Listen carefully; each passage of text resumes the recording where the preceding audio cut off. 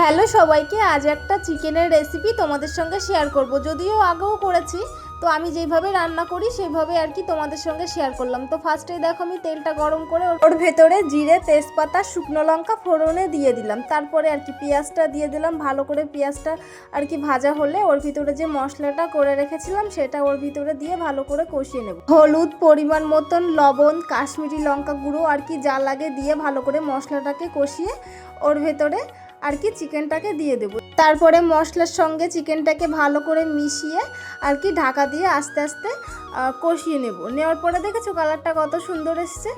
আর এই পাশে ভাত হচ্ছিল, ভাতটাও প্রায় হয়ে এসছিল। মাংসটা পুরো আজকে আমার ফেভারিট পিসগুলো ছিল, দেখো কতগুলো লেগ পিস ছিল। আর মুরগির পা খেতে তোমরা কে কে পছন্দ করো অবশ্যই কমেন্ট করে জানিও। জানি অনেকেই বলবে না, কিন্তু আমার এটা খেতে খুবই ভালো লাগে। তারপরে দেখো কষানো প্রায় হয়ে এসেছিল। যে আলুগুলো ভেজে রেখেছিলাম না, তারপরে মাংসটা কষানো হয়ে যাওয়ার পরে সেই আলুগুলো মাংসের ভিতরে দিয়ে দিলাম। আর তারপরে আর কি আলুটা আর মাংসটা একসঙ্গে মিশিয়ে নিয়ে আর কি ওর ভেতরে জল দিয়ে দেব। তো তোমরা আমার ভিডিও কে কোথা থেকে দেখছো না অবশ্যই কমেন্ট করে জানিও। তো ভিডিওটি আজকে এই অবধিই ছিল, চলো টাটা।